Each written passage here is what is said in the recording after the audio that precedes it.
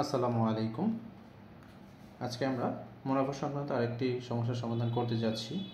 এটিও বেসামরিক বিমান চলাচল কর্তৃপক্ষ কর্তৃক গৃহীত সর্বশেষ পরীক্ষায় এসেছিল। এখানে বলা হয়েছে কোনো আসল 3 বছরের মুনাফা আসলে 5,500 টাকা হয়। মুনাফা আসলের 3/8 অংশ হলে মুনাফার হার কত? তাহলে এটি একটি সরল মুনাফা সংক্রান্ত অঙ্ক। তাহলে এখানে যেহেতু মুনাফা আসলের 3/8 অংশ বলা হয়েছে, তাহলে আমরা এখানে আসলটি ধরে নিতে পারি। ধরি আসল P সমান x টাকা। তাহলে মুনাফা হয়ে যাচ্ছে, অর্থাৎ I সমান x এর 3/8 অর্থাৎ 3x/8 টাকা। সময় দেওয়া আছে 3 বছর। মুনাফা আসল অর্থাৎ A দেওয়া আছে 5,500 টাকা। এগুলো হচ্ছে তথ্য দেওয়া আছে। তাহলে এখন আমরা মুনাফা আসলের একটি সূত্র জানি, যেটি হচ্ছে I প্লাস P সমান সমান A। তাহলে এখান থেকে আমরা লিখতে পারি I এর পরিবর্তে 3x/8, P এর পরিবর্তে x এবং এর পরিবর্তে এর যে ভ্যালুটা রয়েছে 5,500।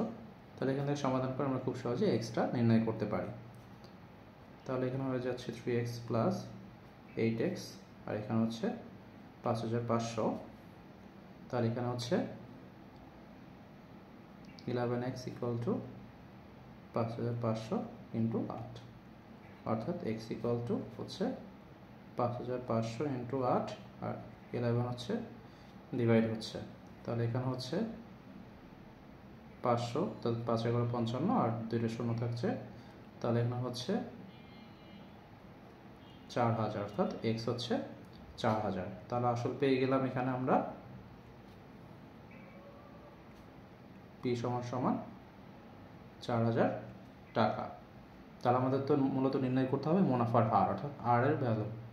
তাহলে P যেহেতু পেয়ে গিয়েছি, তাহলে এখানে আমরা I-টাও পেতে পারি, যেহেতু I হচ্ছে আমাদের 3 × x / 8।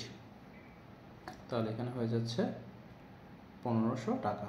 আমরা এখানে এই ভ্যালুতে ইনপুট করেও সেটা বের করতে পারি, বা মুনাফা আসল থেকে আসলটা বিয়োগ করেও সেটা নির্ণয় করতে পারি। তাহলে আসল পাওয়া গিয়েছে, মুনাফা পাওয়া গিয়েছে, সময় অলরেডি 3 বছর জানি। আমাদের প্রয়োজন মুনাফার হার, অর্থাৎ R ইকুয়াল টু I/PN। তাহলে I হচ্ছে এখানে পেয়েছি 1,500 টাকা, P অলরেডি জেনেছি আমরা 4,000, N হচ্ছে 3 বছরের জন্য। তাহলে 3 দিয়ে 15তে যাচ্ছে 5 বার, আর 5 এখানে যাচ্ছে 8 বার। তাহলে এখানে হচ্ছে 1/8।